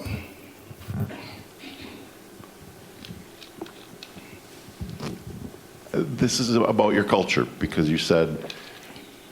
Coach is like, no. That's not about the game. And I like this question. There was a small number, you stressed there were a small number of people involved, but yet a larger number of kids did nothing to stop it. What does that say about your culture? Well, we're animals. That's what it is. We are animals at Michigan State, and that's the truth. That's the only answer you can say. Yeah, well, the culture as we define it is how we live and behave every day, and that's what our culture is. What are you, 7?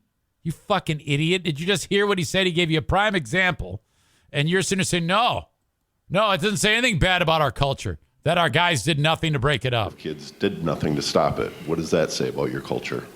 Yeah, well, the culture as we define it is how we live and behave every day, and that. Yeah, the follow-up needs to say, but they didn't. So, quit being retarded and answer the question. That's what our culture is, and our culture, was not represented in that way. Did it upset you that kids didn't try to stop it? Did it upset you that kids didn't try to stop it? Pardon me? Does it upset you that kids didn't try to stop it? So, without going into any further details. Oh my God! There's How weak. Investigation. I'm not going to be irresponsible and comment further about everything. Okay. So he can't say, yes, it upset me, or no, it did not upset me. He is now just doing lawyer speak.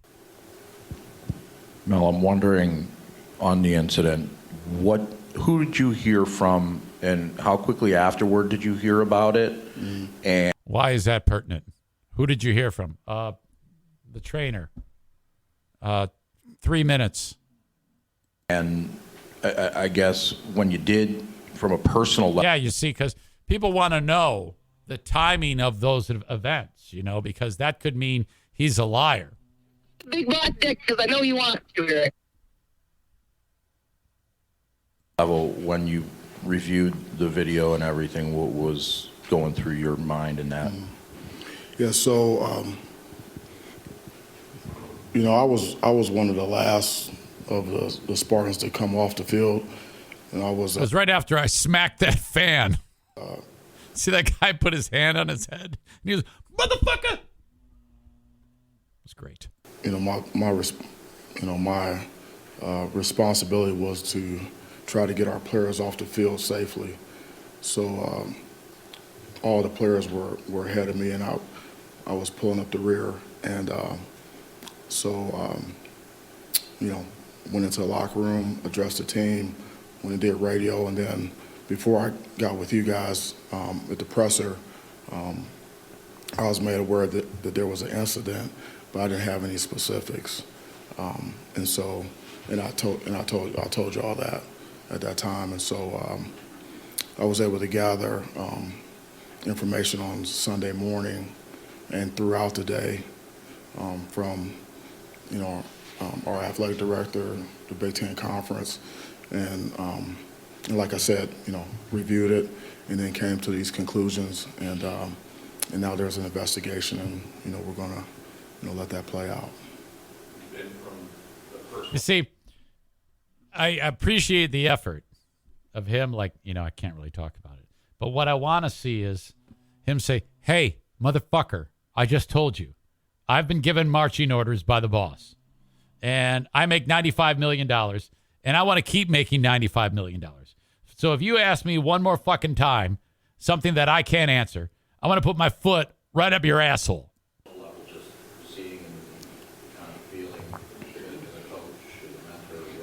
All right, I can't take it. Enough. These fucking reporters are stupid. Oh, my God. Well, so they ended up suspending 4 more dudes, like I mentioned. And it doesn't matter. They suck. They're going to get beat by Illinois. Illinois is pretty good. Another thing I want to get into is the college football playoff rankings just came out. Okay? So this is the first poll that comes out that determines who is going to be in the Final Four. The playoffs comes down to 4 teams in college football for now. And a couple of things surprise people. The first surprise, actually 3 surprises. Surprise number 1, Georgia is 3rd. Surprise number 2, Tennessee is 1st. Surprise number 3, Clemson is 4th. Michigan 5th. Oh, no. Oh, boy. All right, now a lot will happen. Because first of all, Tennessee plays Georgia this weekend at Georgia. 3:30 Saturday. It's going to be great, fantastic. And, it's probably for the people in Knoxville, it's good that they're not playing at Neyland Stadium, because if Tennessee would have beaten Georgia at Neyland Stadium, they would have destroyed the place. These are savage people in Knoxville. They're the absolute worst fans in the history of any sport. They are absolute monsters. So their fan base of scuzzy, Hilljack, East Tennessee, MAGA scum must go to Georgia and do their thing between the hedges against the Bulldogs. Now, with a little luck, Georgia will beat the shit out of Tennessee. But if Tennessee wins, that doesn't necessarily mean Georgia is out of the final dance, but, you know, then you got to weave Alabama back into it and then the SEC championship game. So I don't know if you're 7 deep, maybe 6 deep for sure as to who's going to be in the Final Four. So you got to consider Tennessee, Ohio State, Georgia, Clemson, Michigan, Alabama, maybe TCU. I don't know about TCU. But then if Michigan, because Michigan's going to play Ohio State last game of the year. If either one of whoever wins that game, because if they meet and they're both undefeated, and they most likely will be, loser of that game's out. Will not make the Final Four, more than likely. I predict Final Four will be Georgia, Ohio State, Clemson, and Alabama. Georgia, Ohio State, Clemson, and Alabama. Tennessee, out. They'll be exposed this weekend. Michigan will lose to Ohio State, and there you go. That is your Final Four. Some of you are hearing that, and you're going to get butthurt, but don't ever count out Bama. I hate them too. Okay? Trust me, I hate them too. I see Sam the Jew is here. Sam, good to have you. He writes, slowly but surely, Bama will make its way back into the top 4. All right. Where am I here? My God, this show's getting long in the tooth. On the Patreon, I have video to show you of Jackie's dog losing her mind. When you hear the noise this dog makes when she's in, because she gets aggressive with other dogs, you're going to be like, what the fuck is that? Stephen King, the writer, legendary writer, absolute American treasure, is going after Elon Musk in a hilarious way over the blue check mark. I titled this podcast on Twitch as Planet Killer Coming, Planet Killer Asteroid on the way. And that's true. I'll tell you about it. It's a mile wide. I'm going to tell you all about that and about the problems with scanning the skies, the and how we don't have all of our bases covered. And how if a punch does come in from the back of the room, we might not even know it. I'm not even shitting you. All on this Patreon. Well, on the Patreon. Coming up in a bit. That's why you need to sign up for Patreon. It's more the shit that I wanted to talk about on here, but I run out of fucking time. Excuse me. All right. Asshole of the day in a moment. Bosco's Pub. Hello to you, Bosco's Pub. Part of Terrace Square, Hudsonville, Michigan. Notoriously, outrageously awesome burgers. Cold beers, stiff drinks, and dicks at Bosco's Pub. Irvine's Auto Repair, Grand Rapids Hybrid, and EV. Servicing all makes and models. The only thing they don't work on, Volkswagens. ER Vines. ERVines.com online. Go there, get your car fixed. Ask about the loaner car program. It's free. You got to be over like 25 years old, and you got to have insurance. Otherwise, no car. 616-532-6600. Dumpster Divers. Get a dumpster from Dumpster Divers. They're cheaper than everybody else's dumpsters. They do demolition work. They do junk removal. Dumpster Divers, LLC.com. Call or text 616-375-9962 if you are in West Michigan. Open enrollment for Obamacare is going on right now. Frank Fuss, My Policy Shop Insurance. BuyInsuranceHere.com. 616-914-4070. So if your employer does not offer insurance, this is for you. If you own your own business and you got to get insured, you and your family, this is for you. And if something happened at work, like the boss found out in a hypothetical scenario that you punch chicks, hypothetically, allegedly, could be talking about anyone, not ripped from the headlines. And then you're suddenly out because you've disrupted a behavior clause, okay? And then so you suddenly have no job. You can still get insurance. 616-914-4070. Frank Fuss works for free as a licensed independent insurance agent / broker. He gets paid by insurance companies. He is also the Medicare Advantage Plan and Social Security guru. Get a mortgage from Van Dyke Mortgage, 231-332-6505. Any state in the union that you are listening in, with the exception of Maine, Alaska, Hawaii, and South Carolina. The Mario Flores Lakeshore team of Van Dyke Mortgage. Before I get to the asshole of the day, I have some show and tell. These are announcers for the Carolina Hurricanes. Audio check, video check. Talking about Halloween candy. He wants to say, well, I don't want to say it.